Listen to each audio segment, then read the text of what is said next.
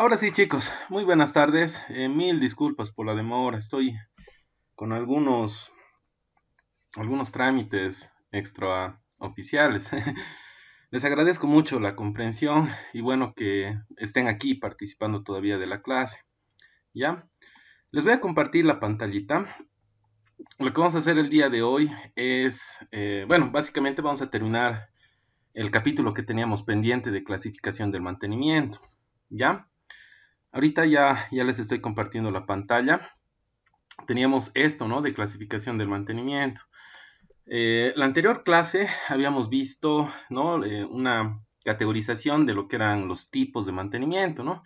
Habíamos visto lo que era mantenimiento planificado, no planificado. Hemos visto que el mantenimiento correctivo se puede considerar también un mantenimiento no planificado y planificado al mismo tiempo. Habíamos visto en qué consistía el mantenimiento de averías, que es básicamente un mantenimiento correctivo, pero que prácticamente en cuanto a tiempo demora más hacer el mantenimiento, ¿no? Después habíamos visto el mantenimiento preventivo, ¿no? Dentro del mantenimiento preventivo habíamos visto dos categorías. Uno que era el mantenimiento preventivo, o mejor dicho, perdón, el mantenimiento basado en el tiempo y el mantenimiento basado en la condición. Dentro del mantenimiento basado en el tiempo, habíamos visto que se podía tomar en cuenta el tema de las horas de funcionamiento de la máquina y por otra parte,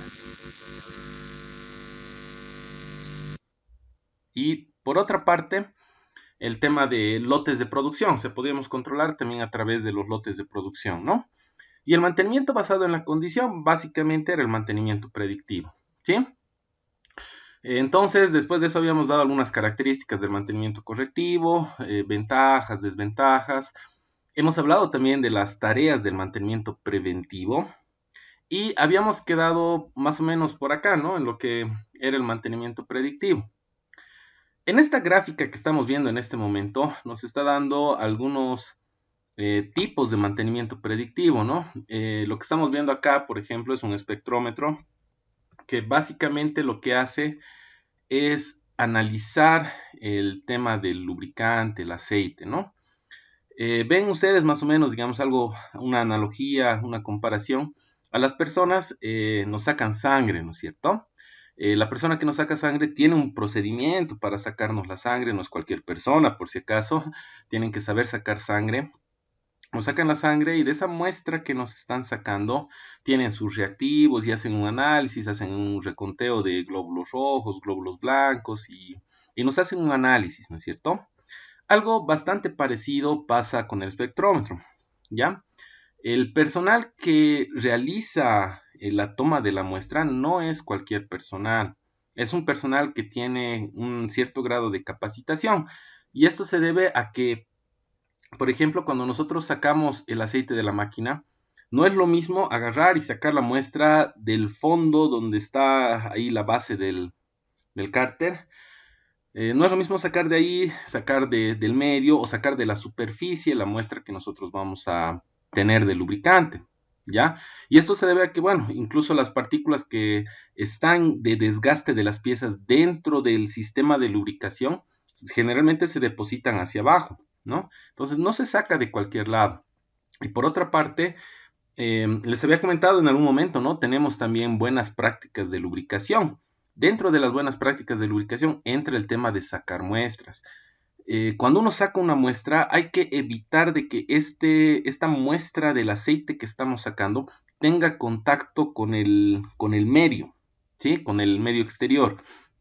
¿Por qué? Porque se pueden adherir un montón de impurezas, ¿no? Lo que hace este equipo que estamos viendo en este momento, básicamente es de esa muestra que se está sacando, hace un análisis y nos muestra las impurezas y la concentración de estas impurezas dentro del lubricante, ¿no? Esto de la concentración maneja una unidad de medida que son los ppm, partes por millón, que hace referencia a la concentración de partículas que no forman parte del lubricante que están ahí adentro, ¿no? Puede ser, por ejemplo, miren, si yo tengo una caja reductora y encuentro ahí una cierta concentración de partículas de bronce, ¿sí? Quiere decir de que la corona, si estamos hablando de una caja reductora sin fin corona, que la corona ya tiene un cierto tipo de desgaste y ese desgaste se está desprendiendo y está dentro del lubricante, ¿no? De alguna manera, miren, es admisible de que nosotros tengamos una cierta concentración, o sea, es normal. ¿Por qué? Porque esta película de separación, básicamente, que crea el lubricante entre las piezas, no siempre se para por completo, en algún momento llegan a tener contacto las piezas, ¿no? Entonces, de ahí comienza a desgastarse. Entonces, una concentración mínima es admisible. Ahora que encontremos una concentración un poco mayor, quiere decir que algo está pasando ya en nuestro sistema de transmisión, ¿no? No es normal que encontremos mucha concentración de estas partículas. Entonces, básicamente esta máquina, este equipo lo que hace es analizar este tipo de impurezas que puede llegar a tener el lubricante. Hay una empresa aquí en Cochabamba que se dedica a hacer esto, ¿no? Que es la empresa de CAT. Entonces, generalmente este equipo, las empresas, las industrias no tienen a disposición. Prefieren contratar porque es un equipo bastante costoso y además de que el personal tiene que ser muy calificado para tomar las muestras. ¿Ya? Por otra parte, miren, aquí arriba estamos viendo lo que es un viscosímetro. Este equipo, las empresas sí generalmente lo tienen, ¿ya?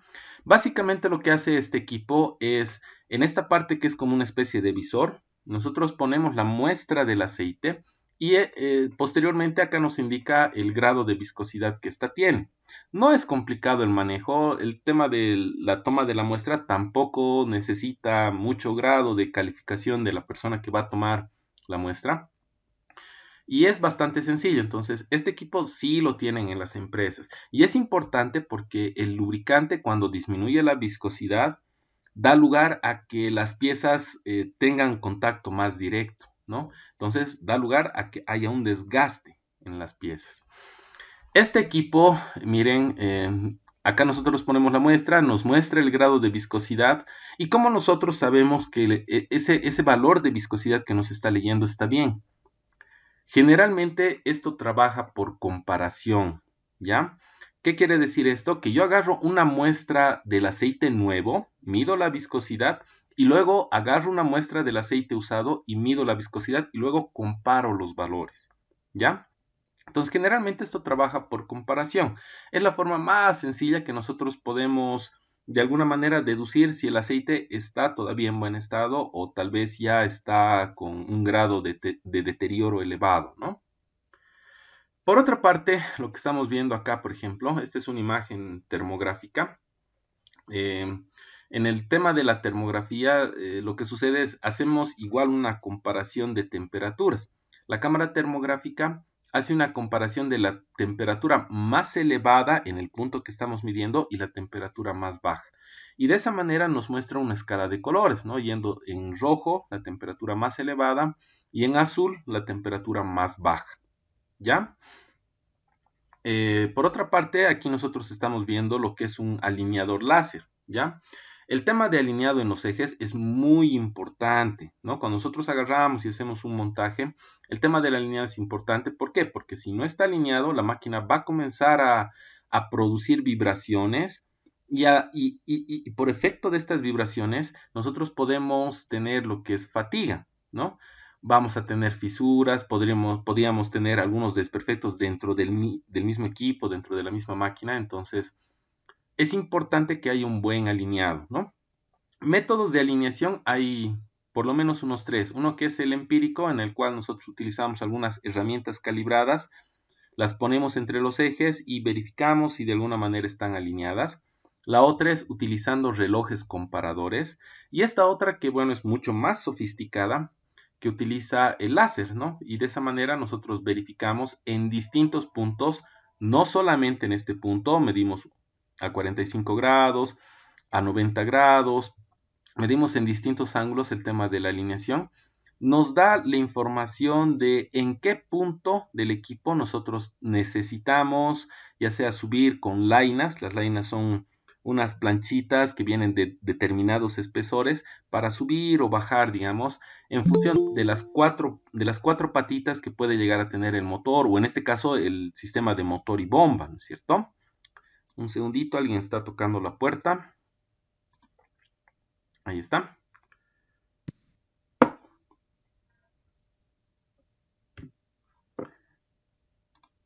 Entonces, el equipo este es bastante interesante, ¿no? Nos muestra básicamente en las 4 patitas del motor en donde tenemos que poner básicamente las lines, ¿no? Entonces, es un equipo bastante sofisticado y bastante útil. Por otra parte, miren, estamos viendo acá lo que es el análisis que se conoce como vibrodiagnóstico. Les había dicho, ¿no? El mantenimiento predictivo requiere cierto grado de capacitación del operador, de la persona que va a realizar este tipo de mantenimiento. En el caso de vibrodiagnóstico vienen en 3 niveles. Miren, en la capacitación viene un personal capacitado en vibrodiagnóstico nivel 1, nivel 2, nivel 3. Y eso se debe a que el conocimiento que tiene que tener esta persona no es cualquier conocimiento, ¿sí? Esta persona tiene que tener un alto conocimiento incluso de cálculo.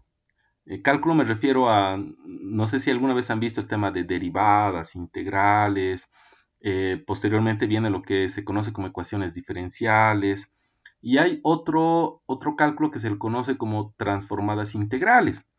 Esto de las transformadas integrales nos permite hacer un análisis. Lo que sucede es que cuando nosotros hacemos vibrodiagnóstico, el equipo que nos está haciendo la lectura nos muestra espectros, o sea, nos muestra como una especie de gráficas y nosotros tenemos que hacer una lectura de esas gráficas y gracias a este cálculo que les decía, podemos determinar el tema de controlabilidad, o sea, para ver si el sistema es estable, no es estable, qué está pasando, en qué punto hay alguna falla.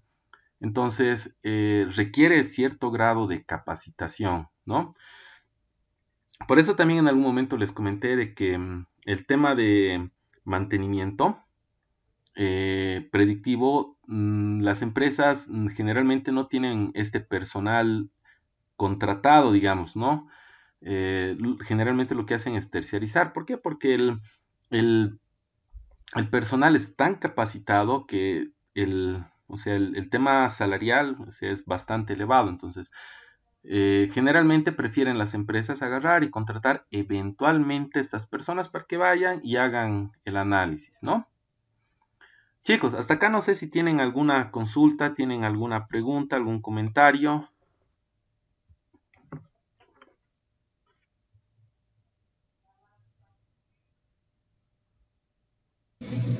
Ninguna, Inge. Todo bien. Todo claro, Inge. Todo claro. ¿Ya? Entonces, vamos a continuar. Perdón. Entonces, mire, el tema del mantenimiento predictivo se aplica a distintos tipos de equipos. Pueden ser maquinaria rotativa, estamos hablando de motores, sistemas de transmisión, todo lo que tenga movimiento. También entran los equipos de instrumentación, ¿no? Esos equipos que realizan el control de peso, realizan el control de flujo, ¿no? El control de nivel y bueno, hay distintos elementos y variables que se controlan en instrumentación. Tenemos por otra parte los equipos estáticos, ¿no? Equipos estáticos se refiere, por ejemplo, el mantenimiento predictivo se puede aplicar a estructuras, se puede aplicar a soldaduras, se puede aplicar a distintos tipos de elementos de presión, como ser, por ejemplo, el tema de tuberías, tanques, ¿no? Entonces, el mantenimiento predictivo tiene un alcance bastante amplio, ¿ya? Dentro del mantenimiento predictivo tenemos básicamente 3 niveles. El nivel 1, que nosotros hacemos un análisis un poco más sensitivo. ¿Qué quiere decir? Utilizamos los sentidos que nosotros tenemos. Por otra parte, el nivel 2 utiliza instrumentos de medición.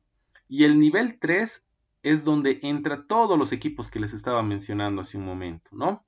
Vibrodiagnóstico, termografía, el tema de alineación, análisis de aceite, ¿sí? Entonces, en el nivel 1, por ejemplo, les comentaba, ¿no? Que toma en cuenta la parte sensitiva. Si nosotros hablamos de audición, cuando hablamos de audición, reconocemos el tema de los ruidos que pueden haber en alguna máquina. Incluso si hay algún corte, el corte tiende a tener incluso algún tipo de sonido, ¿no? Cuando hablamos del olfato, el olor a quemado es bastante obvio, digamos, ¿no? Por otra parte, el tema del olfato también nos puede servir para distinguir el tema del aceite, la grasa. ¿Por qué? Porque un aceite, una grasa nueva, tiene un distinto olor cuando este aceite, esta grasa ya se ha utilizado, ¿sí? El tema de tacto nos permite reconocer el tema de vibraciones y el tema de temperatura. ¿Cómo es que hacemos el tema de temperatura?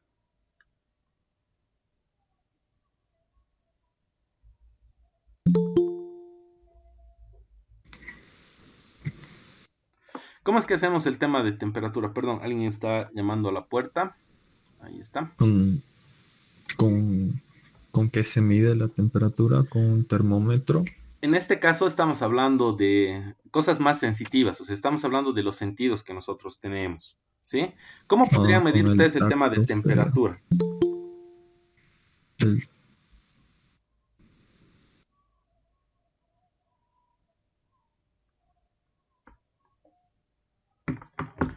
Miren, La forma más fácil, Inge, me imagino apoyando la mano, pero de una forma más profesional con una cámara de temperatura o con un sensor láser una pistola detectora de temperatura. exacto, muchas gracias. Pero en este momento, por ejemplo, si hablamos del tema de la parte sensitiva, creo que les había mencionado alguna vez el ejemplo de las correas de transmisión, por ejemplo, las correas trapezoidales.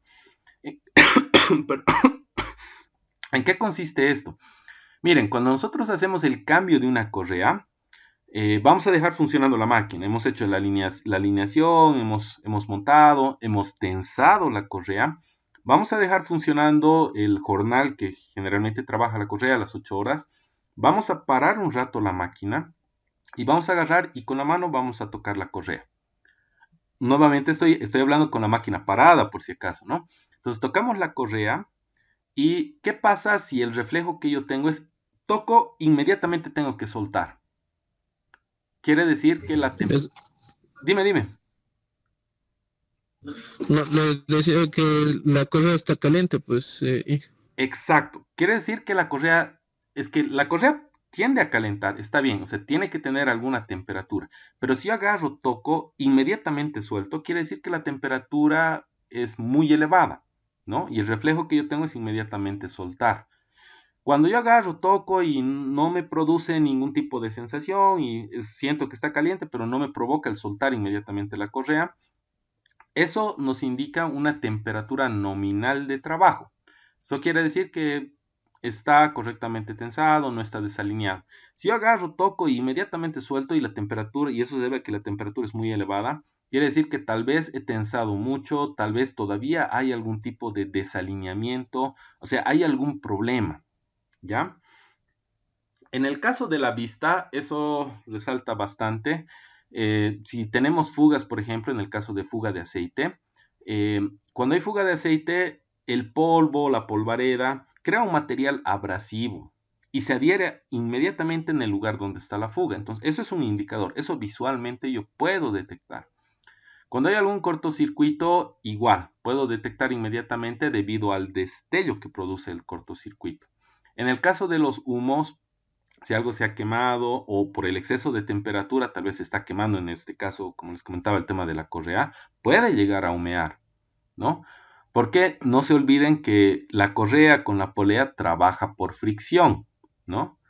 Entonces puede llegar en algún momento por mal tensado o por algún problema a humear, ¿no? Entonces son cosas que resaltan a la vista. Por otra parte, el nivel 2, como les comentaba, utilizamos herramientas de medición, manómetros que nos permiten detectar el tema de presión, termómetros para la temperatura, amperímetros para la corriente, medidores de nivel para ver en el caso de algún tanque, por ejemplo, ¿no? El nivel que tiene.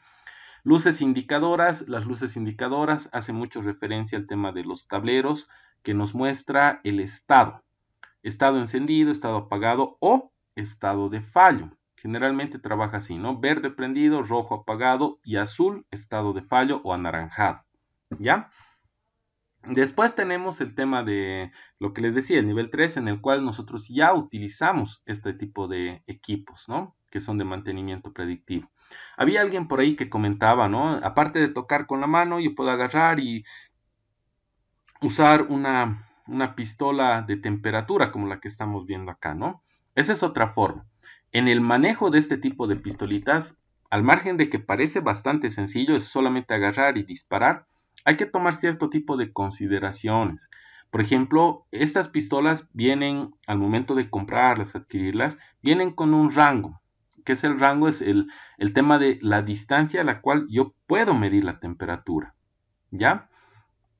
Y aparte de eso, estas pistolitas son bastante sensibles en el sentido de que si hay perturbaciones en el medio, o sea, me refiero a hay otros elementos que generan temperatura, puede llegar a haber una distorsión de la medida, ¿no? Entonces, de alguna manera, parece sencillo el manejo de estos equipos, pero se tiene que tomar en cuenta algunas consideraciones, ¿no? Hasta acá, no sé si tienen alguna consulta, tienen alguna pregunta, algún comentario. Todo blue. Todo blue. Todo correcto.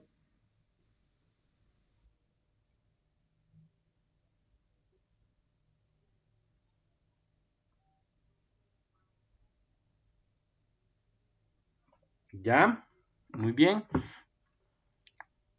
Entonces, ¿no? Aquí ya vamos a ver con un poquito más de detalle algunas características de los equipos, ¿no? El vibrodiagnóstico, aquí tengo una gráfica hecha a mano alzada para que puedan ver. Estos son los espectros que genera el vibrodiagnóstico y esto es lo que nosotros analizamos. Entonces, esto es lo que les decía, que en muchos casos se aplica lo que es el tema de cálculo de transformadas integrales para hacer un análisis de esta gráfica, este espectro que estamos viendo, ¿no? Generalmente viene así, miren, nosotros cuando hacemos vibrodiagnóstico hacemos una comparación entre límites dados por normas, aquí nos está dando una escala, qué es lo peor, qué es lo mejor, por si acaso. Podemos utilizar valores dados por normas. Estos espectros, miren, de vibración, nosotros medimos como frecuencia, ¿ya? Y esta frecuencia puede medir distintos tipos de variables, todas las variables que ustedes quieran. Puede medir distancia, puede medir velocidad, puede medir aceleración, puede medir el tema de, no sé, hay distintas variables que puede llegar a medir. Las normas nos dan cierto grado de valores de referencia para que tomemos en cuenta, pero no es lo mejor. La otra opción es, como dice acá, comparar con límites dados por los fabricantes. Los fabricantes nos pueden decir, tal rodamiento tiene tanta frecuencia de trabajo, ¿no? Por el tema de la rotación. Puedo comparar igual con los valores que me da el fabricante. Pero lo mejor es comparar con estos dos. Comparación con límites dados por la experiencia, ¿eso qué quiere decir? Cálculo. Nosotros agarramos, calculamos y verificamos. Y lo otro es la evaluación que se conoce como de tendencias. Esto que estamos viendo acá es una evaluación de tendencias. Quiere decir, por ejemplo, tengo una escala de tiempo acá, la escala de frecuencia acá. En una semana he hecho una medida. Tengo aquí un valor de frecuencia. En la siguiente semana, otro valor de medida. En la siguiente semana, otro valor de medida. En la siguiente semana y así sucesivamente. Y mi valor de frecuencia, miren, en algún punto está tratando de mantenerse constante y después puede caer o puede subir, ¿no? Eso quiere decir que tenemos algún tipo de fallo, ¿no? La evaluación de tendencias es lo que nosotros hacemos tomando distintos tipos de medidas en distintos periodos de tiempo, ¿ya? Y hacemos un monitoreo para verificar el estado del equipo que estamos tratando de controlar, ¿no? Esto de la evaluación de tendencias, miren, si bien se aplica a vibrodiagnóstico, en realidad se aplica a todos los procedimientos, todos los equipos que nosotros aplicamos dentro del mantenimiento predictivo, ¿sí? Y eso es porque en algún momento les había dicho, ¿no? Que el mantenimiento preventivo, para que funcione bien, tiene que estar de la mano con el mantenimiento predictivo. Porque en el preventivo yo puedo agarrar y establecer una fecha, tal vez en esa fecha para el cambio de la pieza, el rodamiento, no sé. no es la fecha adecuada. Tal vez en ese momento en el que yo estoy sacando esa pieza todavía está en buen estado. Entonces, con la evaluación de tendencias, yo puedo determinar el tiempo exacto en el cual la pieza está comenzando ya a fallar y establezco y digo, hasta aquí esta pieza está bien, después de eso hay que cambiar. Entonces, establezco un tiempo más adecuado para el cambio de la pieza. Entonces, el mantenimiento preventivo funciona bien cuando está de la mano con el mantenimiento predictivo. ¿Sí?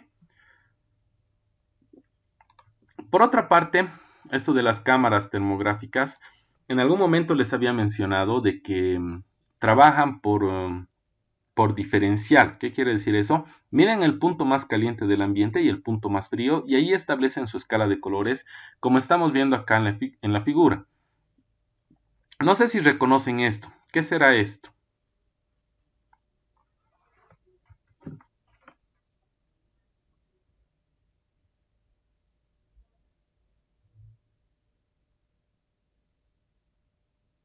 ¿Qué será esto de acá?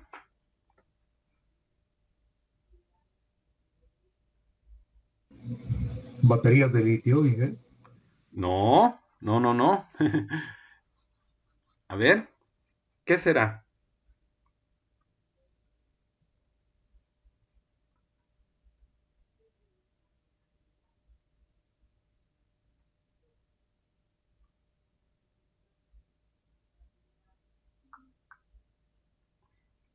¿Qué será? No se ve bien, Miguel. No se ve muy claro. A ver, vamos a activar la diapositiva. Ahí está. Ahora se ve un poco mejor.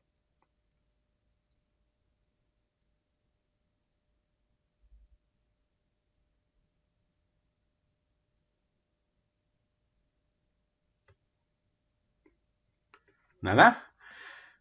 Acá lo que estamos viendo es una caja de fusibles. Todos estos son fusibles, ¿sí? Y lo que estamos viendo acá es una representación a través de la cámara termográfica de esta misma caja de fusibles. Miren, aquí están los otros componentes. Aquí está la caja de fusibles. Tenemos 2, 4, 6 fusibles. Tenemos 2, 4, 6 fusibles. Nos está mostrando desde el punto más frío del ambiente. Estos están medianamente fríos. Y esto se debe a que, miren, estos están de alguna manera calentando un poco. No es la misma temperatura de estos, pero están un poco más caliente que estos. Y eso se debe a este punto. Este punto está con rojo. Este punto está caliente. ¿Por qué será? Esto es una caja de fusibles, ¿no? ¿Por qué será que este punto está más caliente? Y de alguna manera, miren, les está transmitiendo la temperatura a estos otros fusibles. ¿Por qué estará caliente este punto? Y miren, no es abajo, es en este punto de acá arriba.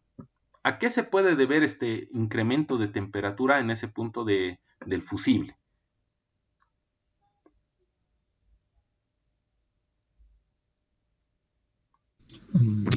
Puede ser algún corto, algún cable que está cortado. Un cable que está cortado. No, si estuviese cortado, este no estaría transmitiendo un poco de temperatura acá. Si no, se cortaría y estaría solamente acá. Si fuese un cortocircuito, por ejemplo, ¿no? Pero no, está transmitiendo, miren. Está transmitiendo un poco la temperatura. Están conectados de alguna forma. ¿Qué estará pasando en este punto? No sé si alguna vez se han fijado, chicos, miren. Perdón. No sé si alguna vez se han fijado.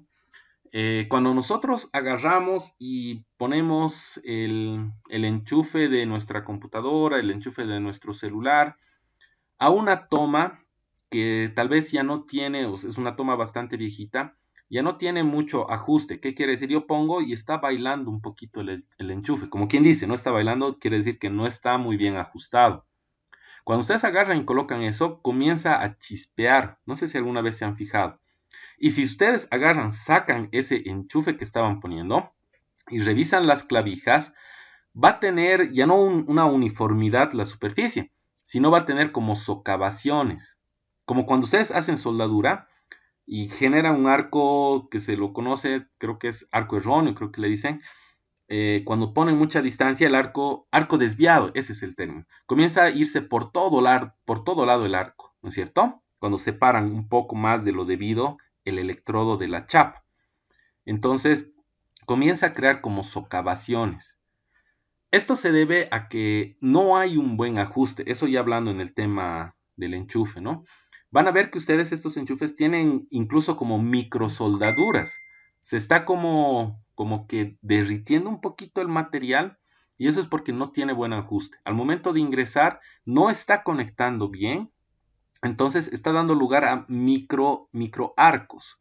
El microarco ¿qué genera? Un incremento de corriente y un incremento de temperatura, entonces se comienza como a fundir un poco el material. Lo que está pasando acá es eso, es un mal ajuste. Entonces no tenemos un buen ajuste en el punto de conexión, esto está creando esos microarcos, está generando un incremento de la corriente y un incremento de la temperatura, ¿no?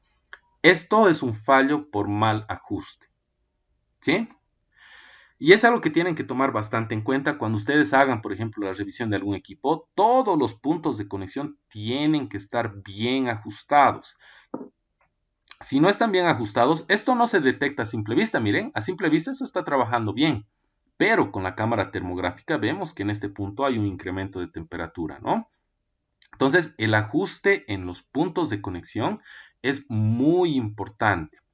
La cámara termográfica tiene distintos tipos de aplicaciones. Se puede aplicar a inspección de soldaduras, medición de tanques de almacenamiento, control de calidad de procesos de producción, prevención y detección de incendios, componentes y fallos en circuitos.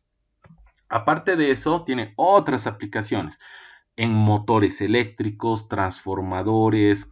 En el tema de motores eléctricos, si hay algún fallo en el tema de los rodamientos, si los rodamientos están mal, tienen mala lubricación, ya están desgastados, generan un incremento de temperatura. Entonces, gracias a la cámara termográfica podemos detectar eso, ¿sí? Por otra parte, hay una aplicación bastante interesante. Miren, en las refinerías tienen hornos bastante grandes donde los gases que son producto del proceso de destilación, por así decirlo, no los pueden sacar al ambiente, entonces los queman, ¿no? Y esta llama que se produce al momento de quemar estos gases no se puede ver. No sé si alguna vez han hecho algún ensayo, con algún tipo de combustible, lo han quemado y la llama no se ve. Es algo parecido acá. Entonces, ¿cómo controlan esto? Tienen detectores de llama, detectores de temperatura y por otra parte controlan también con la cámara termográfica para ver que la llama siga encendida, ¿no?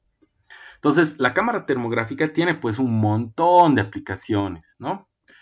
Acá estamos viendo más o menos un criterio de escala de colores versus escala de temperatura, ¿no? Temperaturas menores a 5 grados es verde, de 5 a 30 es amarillo y mayores a 30 es rojo. Esto no siempre se cumple, por si acaso, ¿ya? Como les había dicho, o sea, ¿cómo trabaja la cámara termográfica? Por diferencial. Mide como rojo el punto más caliente en el lugar que estamos midiendo y como azul el punto más frío. ¿Qué pasa si nosotros estamos haciendo un control de algún caldero, algún horno? Las temperaturas pueden sobrepasar los 800 grados centígrados. Entonces, inmediatamente nos va a mostrar rojo. Pero no quiere decir que esté mal. ¿Por qué? Porque el horno trabaja nominalmente a esa temperatura. Entonces, esto de la escala de colores no es algo que se tome en cuenta como referencia. Siempre es, miren, dependiendo de qué estamos midiendo, ¿sí? Por otra parte, tenemos el tema del análisis de aceites, como les había mencionado, tenemos el viscosímetro, el espectrómetro, ¿no? Para ver el tema de impurezas, el grado de viscosidad. Y tenemos acá otro ensayo que se lo conoce como ultrasonido. Hasta acá, no sé si tienen alguna duda, alguna pregunta, algún comentario antes de continuar. ¿Está todo blue? Sí, que se entiende. Ya, muy bien.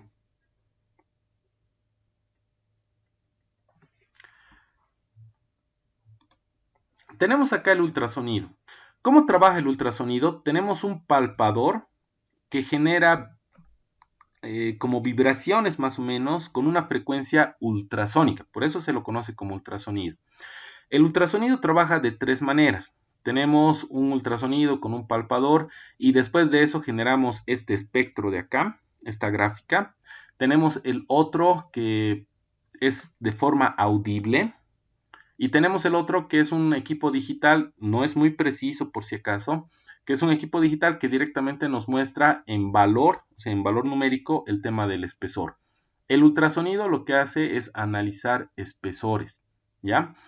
Este equipo digital que les decía tiene una desventaja. ¿Qué pasa si yo estoy midiendo algún espesor, por ejemplo, de algún tanque, que al final tiene alguna fisura interna? Entonces el equipo no va a detectar, o sea, solamente nos va a dar algún valor de espesor bajo. Voy a poner el equipo en otro punto y nos va a dar un espesor un poco más alto, pero no es tan preciso. En cambio, este otro que tiene el parpador que nos genera este espectro, podría ser que yo ponga en un punto, me está mostrando el espesor, pongo en otro punto. Es como el eco del murciélago, ¿no? ¿Cómo trabaja el eco del murciélago? Produce un chillido y rebota y le muestra una distancia al murciélago para que éste se pueda desplazar. Es algo bastante parecido. El eco que nosotros tenemos acá puede ser longitudinal o transversal. Esa es una ventaja de este equipo. Si nosotros medimos de forma transversal, estamos midiendo el espesor de esta pieza, lo que va a hacer es, si yo estoy poniendo en este punto, me va a mostrar este espesor, voy a poner en este punto donde hay una discontinuidad de soldadura, se lo conoce, es una fisura, miren, voy a poner en este punto, entonces va a chocar en un punto más cercano, digamos, ¿no? Entonces el espectro va a ser menor. Vuelvo a poner acá y me va a mostrar este otro espectro. Entonces es mucho más preciso, ¿sí? Es un equipo bastante interesante. Por otra parte, el tema de espesores, ¿en qué nos sirve a nosotros? Les pongo un ejemplo. No sé si alguno de ustedes tiene alguna movilidad, un auto, o ha tenido la experiencia de trabajar tal vez con tanques de gas, ¿no? Los tanques que utilizan las movilidades, ¿no? Los tanques de gas natural. ¿Qué pasa si yo tengo, no sé, un tanque de 40 litros, ¿no? Este tanque de 40 o 50 litros creo que viene, ¿no? Este tanque de 50 litros yo voy a agarrar y lo voy a llenar por completo. Mi tanque es nuevo, todo. Voy a la estación de servicio y lleno con, no sé, 25 bolivianos. ¿Sí? Después de unos 4 años, el gas natural es subvencionado, no va a subir ni va a bajar de precio. Después de unos 4 o 5 años, voy a seguir cargando el gas a mi movilidad, pero resulta que yo ya no cargo con 25, cargo con 30. ¿Qué es lo que ha sucedido?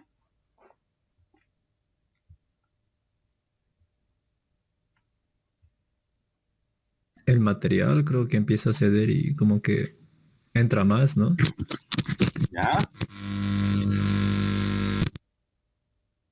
¿Qué ha pasado, Juan? Ya, lo que dice Eric está bien. Uy, se está haciendo una distorsión terrible, Juan.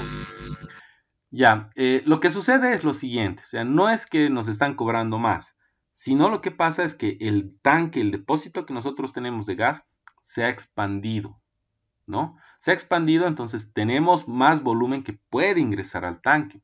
Se ha expandido y lo que está sucediendo es que tenemos un adelgazamiento en las paredes del tanque.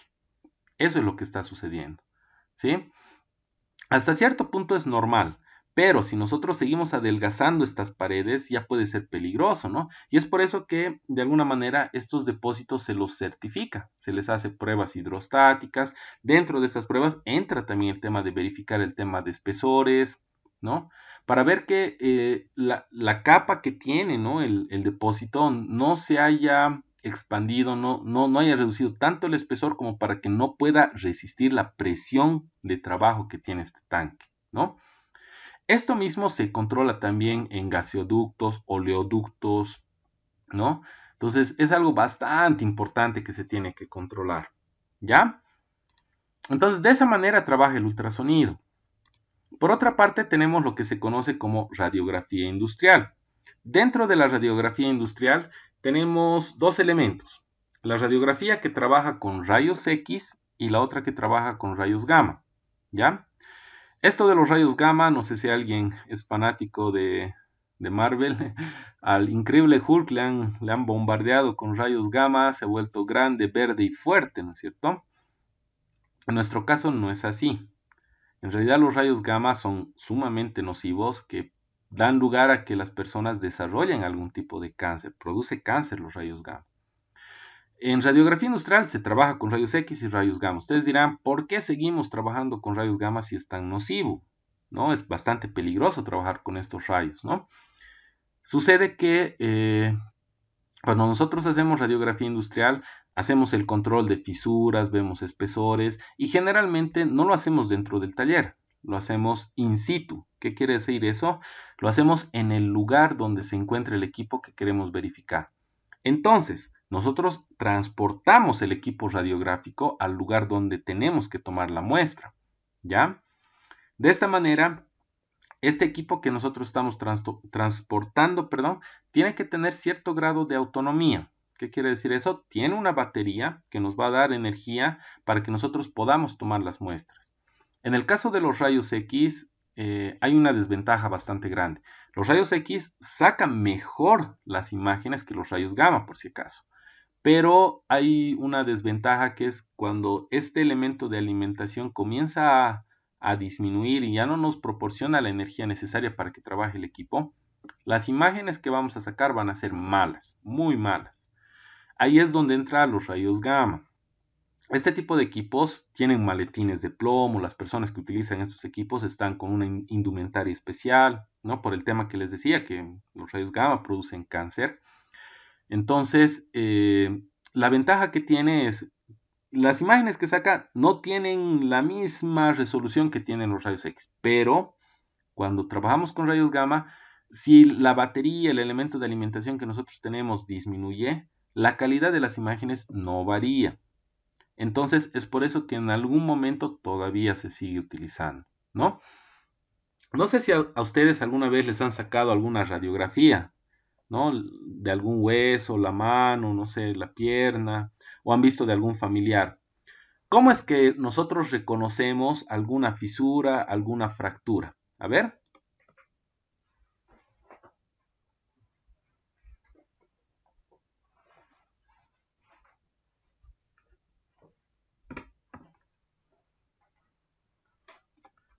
¿Cómo es, chicos? ¿Cómo reconocemos? En una placa radiográfica, ¿cómo sabemos que hay una fisura en el hueso?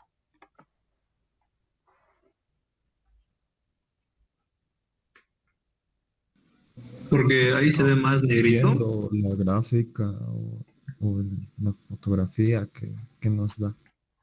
Se ve, Inge, que está ahí como rajado, ¿no? Más oscuro. Muy bien, Eric. Gracias. ¿Cómo nosotros reconocemos que hay alguna fisura? El hueso, miren, cuando nosotros vemos en una placa radiográfica se ve como blanco más o menos, ¿no? Y eso es porque el hueso tiene una densidad bastante elevada. Cuando vemos alguna rayita negra por ahí, quiere decir que los rayos han atravesado ese punto y hay alguna fisura. Miren, originalmente la placa radiográfica no es negra, como nosotros vemos, es de color verde. Se la bombardea con rayos X y de esa manera adquiere ese color negro, y las partes donde no entra el rayo X se queda como blanco, ¿no? Entonces, si en medio de ese blanco nosotros vemos que hay alguna línea negra, algo por el estilo, quiere decir que hay alguna fisura. Y es lo que estamos viendo acá, miren. Los rayos X se ven de manera más oscura cuando hay menor densidad, hay un espesor menor, y de manera más clara, más blanca, cuando hay una densidad, un espesor mucho mayor, ¿ya? Entonces, miren, ¿en dónde nosotros podemos aplicar esto? En el tema de soldadura, estructuras, ¿no? En el tema de depósitos, tanques, ¿no? Nos permite detectar el tema de fisuras, fracturas. Nos permite detectar, por ejemplo, lo que se conoce como sobremonta. Es una discontinuidad de soldadura. ¿Qué quiere decir? Que hay algunos puntos en donde yo estoy rellenando, estoy poniendo más depósito de material que en otros. Entonces, cuando yo vea la radiografía de esa soldadura, voy a ver unos puntos un poquito más oscuros y otros puntos un poquito más claros, siendo que el cordón de soldadura debería tener un solo color, ¿no? Puedo detectar eso, puedo detectar fisuras, puedo detectar el tema de inclusiones. No sé si conocen lo que es una inclusión, es una discontinuidad también de soldadura. No sé si alguna vez han visto o tal vez les han comentado qué es una inclusión.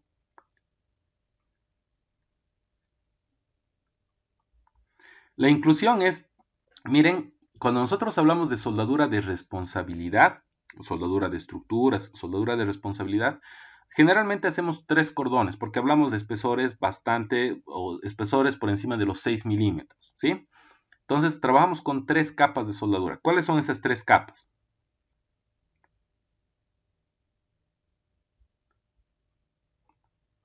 ¿Están ahí?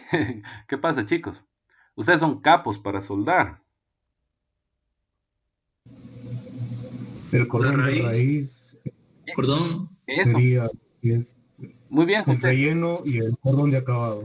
Muy bien, José. Muchas gracias. Entonces, tenemos el cordón de raíz, tenemos el cordón de relleno y el cordón final que es de acabado y de resistencia, ¿no es cierto? ¿Qué es lo que sucede? A ver, yo agarro, hago mi cordón de raíz, hago el cordón de relleno y al momento de hacer la limpieza, tal vez no hago una muy buena limpieza y directamente le meto el cordón de acabado, el cordón de resistencia. ¿Qué es lo que ha quedado ahí entre medio? Entre el cordón de relleno y el cordón de acabado. ¿Qué es lo que ha quedado entre medio? Si no he hecho una buena limpieza.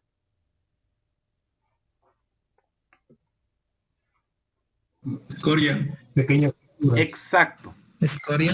Muy bien chicos, la escoria, ¿no? Entonces, esta escoria que ha quedado entre medio de la soldadura es algo malo, muy malo para la resistencia de la misma soldadura que hemos realizado. ¿Por qué?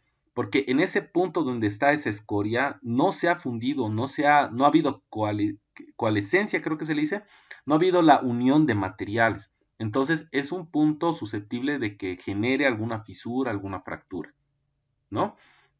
Eso es malo. Entonces la radiografía, miren, detecta incluso ese tipo de imperfecciones que a simple vista, de forma superficial, no podemos detectar, ¿sí? Entonces la radiografía industrial tiene pues un montón de aplicaciones. Incluso, miren, hasta para control de calidad. Cuando esto pasa en yacimientos, por ejemplo, con el tema de las garrafas, le sacan una foto familiar. ¿Qué quiere decir esto? Tenemos un lote grande de garrafas y se les saca una impresión radiográfica a toditas las garrafas para verificar si tienen algunos puntos de fisura, si tienen algunos puntos de discontinuidades, ¿no? Entonces, de esa manera se puede controlar, ¿sí? Entonces, la radiografía industrial es bastante interesante y es bastante aplicable, ¿no? Después de eso tenemos otro ensayo que tal vez ustedes lo conocen, que es el de líquidos penetrantes. No sé si alguien conoce este tipo de ensayo.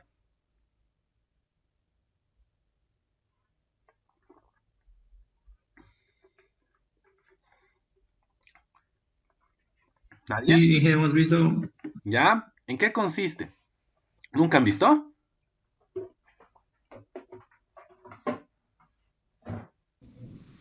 ¿El que es tipo spray? Sí, correcto, José. Mira, el tema de los líquidos penetrantes es un ensayo normalizado, es un ensayo que se conoce como no destructivo para verificar imperfecciones superficiales, no solamente en soldaduras, sino también en perfiles de construcción. Generalmente vienen, así como decía el compañero, en aerosoles, ¿no? Entonces, de las marcas, les voy a dar 2 extremos, ¿no? Hay una marca que es Tritec, que es de industria argentina, que es bastante barata, pero la resolución al momento de hacer el ensayo no es tan buena. O sea, hay que tener mucho cuidado al manejar estos líquidos, ¿no? Y tienen un costo bastante bajo, ¿no? Generalmente el kit viene el líquido penetrante, el revelador y el otro aerosol que es para la limpieza de la superficie. Entonces, este kit que les decía de Tritec tiene un costo bastante bajo. Estamos hablando de 250, 270 bolivianos que cuesta el kit, los 3 aerosoles. Ahora, hay otro equipo, me estoy yendo al otro extremo, que este ya es norteamericano, que es de la línea Magnaflux, en el cual cada aerosol puede llegar a costar hasta $150. Cada aerosol, o sea, el de líquido penetrante, el del revelador y el de limpieza. E incluso te venden con un maletincito, con el paño para hacer el aseo. Y es bastante caro, ¿no? Pero la resolución de lectura es un poco más sencilla. O sea, no necesitas tener tanto cuidado. Incluso el líquido penetrante, miren, lo venden a granel. Pero eso ya no sucede en nuestro medio, ¿no? Eso ya es en el exterior. Tienen piscinas en donde tienen este líquido penetrante y sumergen, por ejemplo, en el caso del laminado para las planchas, sumergen las planchas para control de calidad, para verificar si al momento del laminado ha sufrido alguna arruga o ha sufrido alguna fisura. Entonces la sumergen y hacen una verificación, ¿no? Pero eso pasa en el exterior, no pasa acá, ¿no? Acá hacemos control, pero de algunos puntos de soldadura, no de todos, porque así como les decía, hay kits que son bastante costosos, ¿no? El ensayo es normalizado. Miren, yo aplico el líquido penetrante y hay un tiempo de espera. Les mentiría si les digo es 5, 10, 15, 20 minutos. Les mentiría, porque cada kit obedece a algún tipo de norma y tiene un tiempo determinado. Por otra parte, el tiempo también depende de las condiciones ambientales, humedad relativa de donde estamos haciendo el ensayo, la temperatura. No es lo mismo hacer en Cochabamba que hacer en La Paz, o me voy al otro extremo, hacerlo en Santa Cruz. En Santa Cruz tenemos un clima un poco más cálido, por lo tanto la densidad de líquido penetrante es diferente, entonces requiero menos tiempo para que penetre. En cambio en La Paz es más frío, la densidad igual va a cambiar y voy a requerir un poquito más de tiempo para que el líquido penetre, ¿ya? Entonces, hay algunas consideraciones. El procedimiento no es complicado, miren, nosotros hacemos una limpieza de la superficie donde queremos hacer la revisión. Hacemos una limpieza, si tiene pintura hay que remover la pintura, siempre teniendo el cuidado del procedimiento que estamos utilizando. Yo puedo utilizar algún solvente para retirar la pintura, la grasa. Puedo utilizar algún cepillo, puedo usar amoladora, pero hay que tener cuidado porque si yo uso cepillo, peor todavía la amoladora, corro el riesgo de cubrir mis discontinuidades. Si hay alguna fisura, al amolar, de seguro que la voy a cubrir.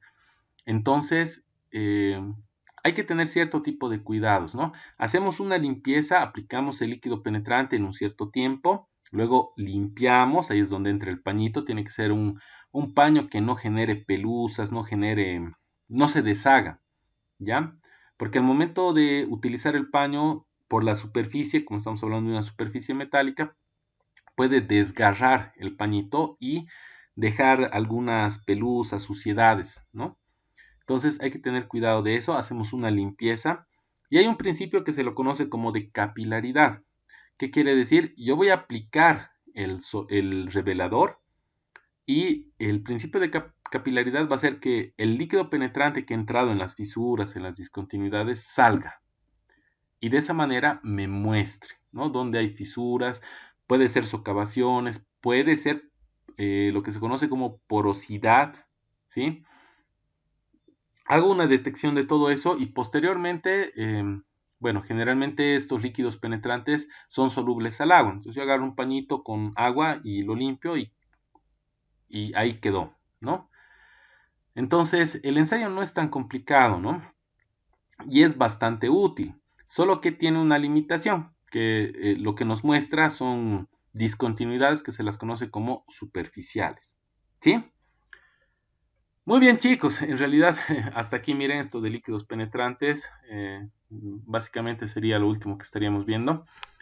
No sé si tienen alguna duda, tienen alguna consulta, algún comentario, algo que quisieran tal vez que les aclare un poquito más, ya para terminar la clase.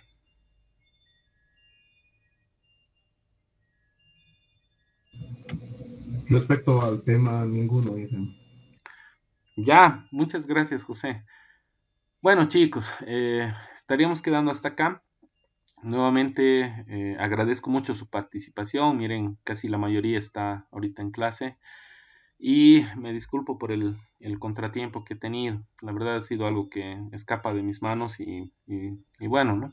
Nuevamente agradezco mucho su participación el día de hoy. Y nos estaríamos viendo hasta el día de mañana, ¿no?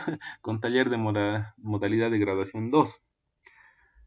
Les mando un saludo grande, chicos. Nos vemos hasta el día de mañana, entonces. Ingeniero, quería hacer una consulta respecto a las clases anteriores de las grabaciones. Disculpen mi insistencia, ¿no? Pero no subió todavía los videos tanto de